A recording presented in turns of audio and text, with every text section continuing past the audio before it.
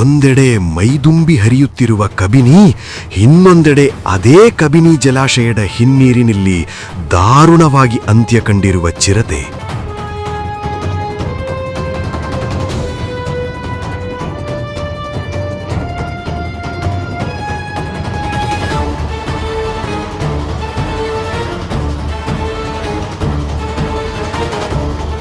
ಹೌದು, ಎಚ್.ಡಿ. ಕೋಟೆ ತಾಲೂಕಿನ ಬೀಚನಹಳ್ಳಿ ಬಳಿಯ ಕಬಿನಿ ಜಲಾಶಯದ ಮುಖ್ಯ ದ್ವಾರದ ಬಳಿ ಇಂದು ಬೆಳಿಗ್ಗೆ ಸುಮಾರು 4ರಿಂದ 5 ವರ್ಷ ಪ್ರಾಯದ ಗಂಡು ಚಿರತೆಯ ಮೃತದೇಹ ಪತ್ತೆಯಾಗಿದೆ.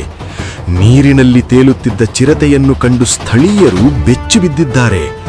ಘಟನಾ ಸ್ಥಳಕ್ಕೆ ಅರಣ್ಯ ಇಲಾಖೆಯ ಸಿಬ್ಬಂದಿಗಳು ಹಾಗೂ ಕಬಿನಿ ಜಲಾಶಯದ ಭದ್ರತಾ ಪಡೆ ಪೊಲೀಸರು ಕೂಡಲೇ ಭೇಟಿ ನೀಡಿ ಪರಿಶೀಲನೆ ನಡೆಸುತ್ತಿದ್ದಾರೆ. ಆಕಸ್ಮಿಕವಾಗಿ ನೀರಿಗೆ ಬಿದ್ದು ಸಾವನ್ನಪ್ಪಿದೆಯೇ ಅಥವಾ ಸಾವಿಗೆ ಬೇರೆ ಯಾವುದಾದರೂ ಕಾರಣವಿದೆಯೇ ಎಂಬುದು ಮರಣೋತ್ತರ ಪರೀಕ್ಷೆಯ ನಂತರವಷ್ಟೇ ಬಯಲಾಗಬೇಕಿದೆ.